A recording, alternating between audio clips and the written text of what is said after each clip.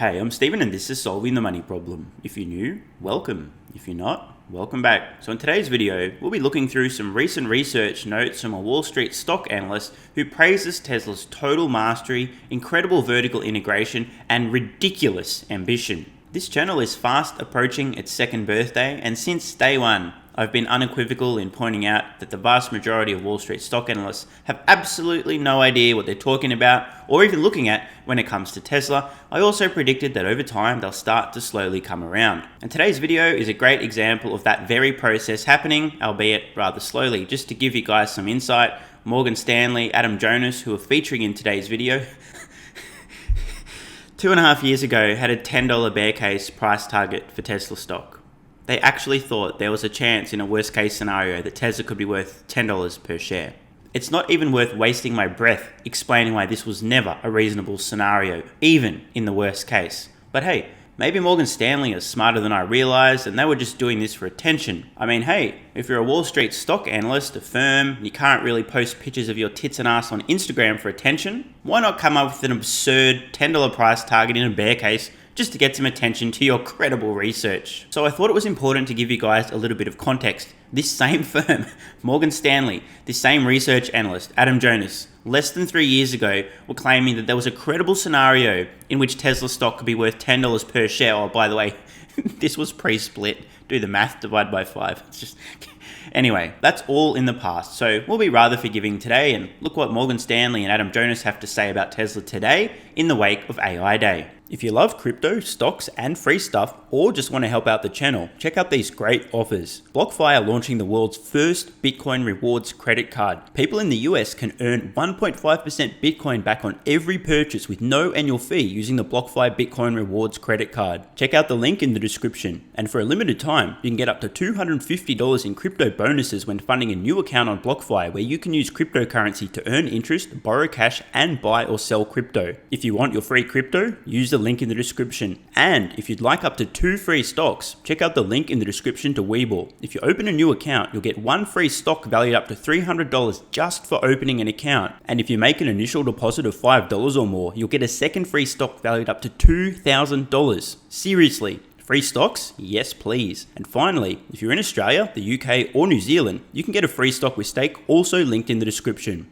Tesla's AI Day, Elon's muckers, and bots on Mars. Stock rating, overweight. By the way, just a translation, if you guys don't know the jargon, this means buy Tesla stock, you noobs. Industry view in line, and their price target $900, representing pretty substantial upside from where we are today. We think the message of AI Day goes beyond humanoid bots and exaflops. Tesla is running one of the world's largest and arguably most ambitious R&D laboratories to tackle the world's hardest problems. Investors can't resist funding the effort. Now, I actually want to take a little moment to let this one sink in. This is an incredibly articulate way of describing what Tesla is doing. Again, Tesla is running one of the world's largest and arguably most ambitious R&D laboratories to tackle the world's hardest problems.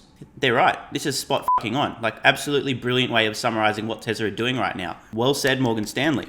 There was a fair amount of detail in the over 2.5 hour presentation, where we rely heavily on the insights of our semis, as in semiconductors team, led by Joe Moore. By the way, what a great surname given the context. However, at a higher level, we share the following key messages to investors after having taken some time to process. 1. Remembering Edison's muckers. History is a great teacher, and I cannot help but see parallels between Elon Musk's engineering efforts at both Tesla and SpaceX, as well as Neuralink, Boring Company, etc., and those of Thomas Edison in the 1870s and 1880s.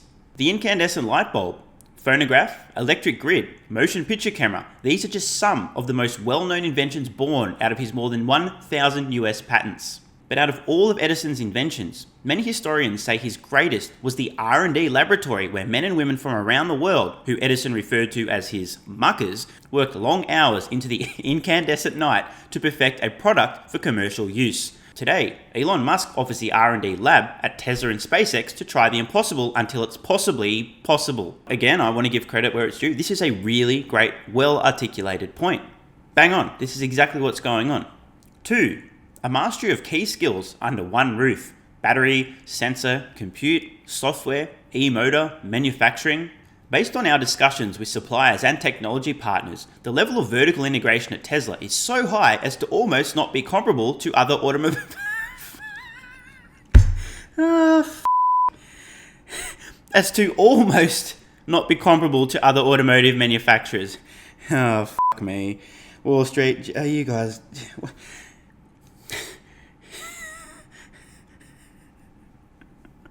Oh, it hurts. Guys, they're not comparable to other automotive manufacturers. They haven't been for years. Grow some fucking testicles, okay? They're not comparable to any other automaker on the planet. Not even close, okay? What's with this almost not comparable? Please, testicles. Adam Jonas, Morgan Stanley, acquire some. I mean, seriously. Oh, Wall Street, when will you learn? This is just a car company. Even Morgan Stanley and Adam Jonas can't let go of this ridiculous idea. They can't give Tesla the credit of not being comparable to any other automotive company. They're almost not comparable.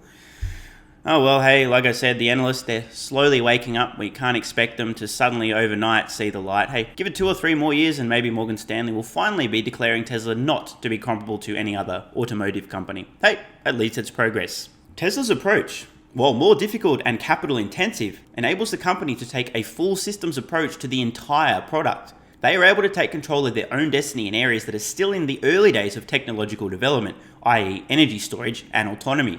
Again, very fair point here. Tesla's vertical integration makes them unlike any other automotive company on the planet.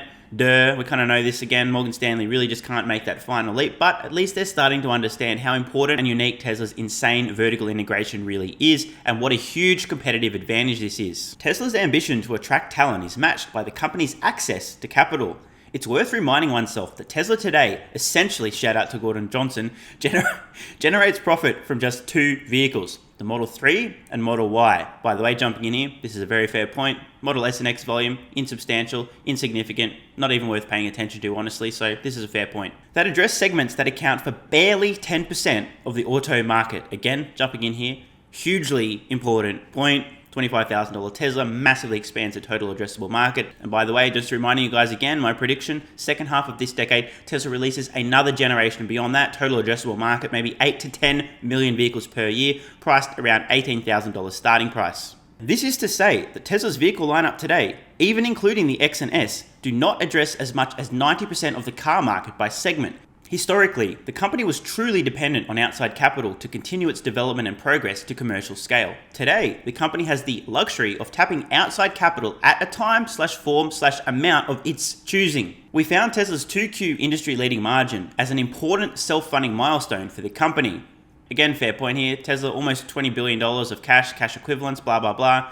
If they choose to go to market in the future to raise capital, they can do so with great terms. This was not the case just a few years ago, but things have dramatically changed, and now Tesla is a money printing machine. They'll never need to go to market again for capital. They may choose to accelerate their plans if they can figure out how to solve the cell constraints, etc., but they won't need to.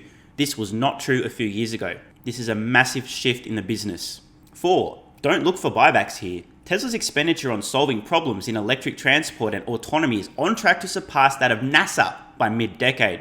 We forecast Tesla's combined capex and R&D budget to reach $26 billion by financial year 2027. By comparison, Apple's combined capex and R&D budget was $26 billion last year. NASA's projected financial year 2021 budget is under $23 billion. This may be a reasonable estimate here from Morgan Stanley. It's really hard to know exactly how much Tesla will be spending on R&D in the future. Obviously, it is going to increase over time as their business expands. But 2 key questions here. What new products and technology will Tesla actually be doing R&D into? And more important than that, how capital efficient can they remain in the future? Today, Tesla is one of the most capital efficient companies on the planet when it comes to R&D. I think many analysts will make the mistake of overestimating how much Tesla will be spending on R&D in the future as the business scales, failing to give them enough credit for how efficient they are in R&D spending. 5. A quick word on the Tesla bot. I'm guessing it doesn't need a spacesuit? That's right, I'm talking bots on Mars before boots on Mars. Jumping in here, no shit Sherlock. Obviously, if successful, Tesla bots, great way to start building up the Mars colony, makes a hell of a lot of sense. I've heard feedback from investors who say this was a gimmick, and others who say this could be the next big thing.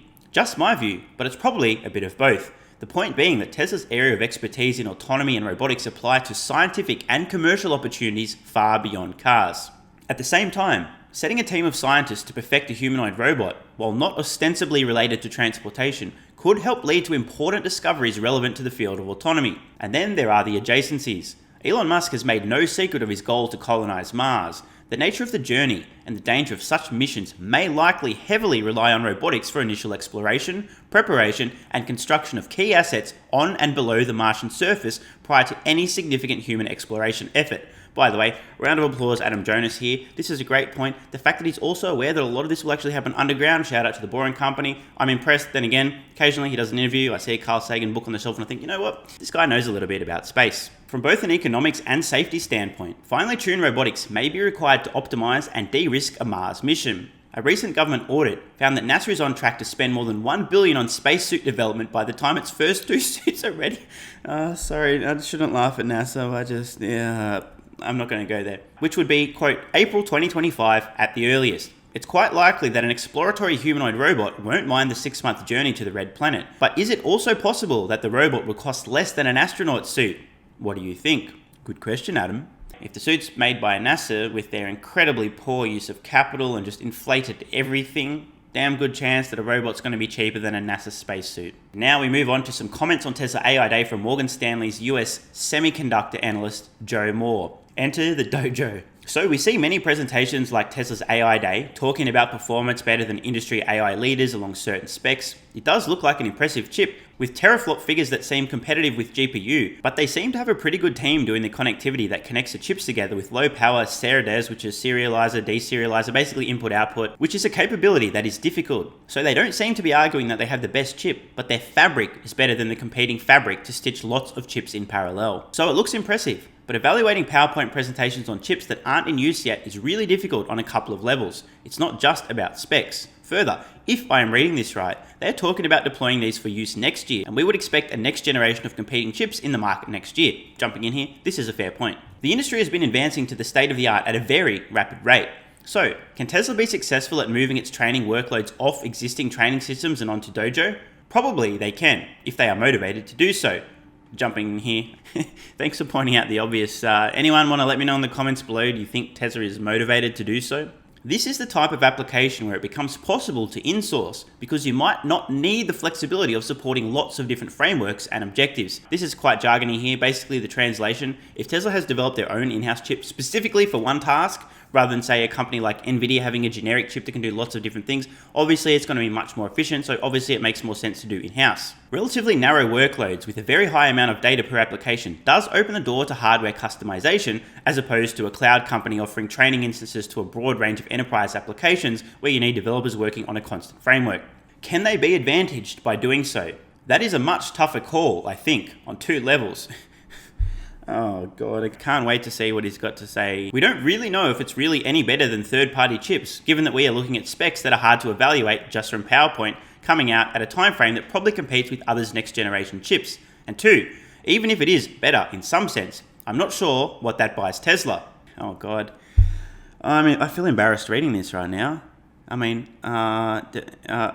Look, I don't want to be a dick, okay? Obviously this guy understands semiconductors and doesn't know the first fucking thing about neural networks, and so, hey, I'll give him a pass here. They said they can do bigger models. Given that existing companies in the industry are doing conversational AI databases that have 1 billion times as many parameters as computer vision, I just don't think model size is a constraint. This technology scales out well. Oh god.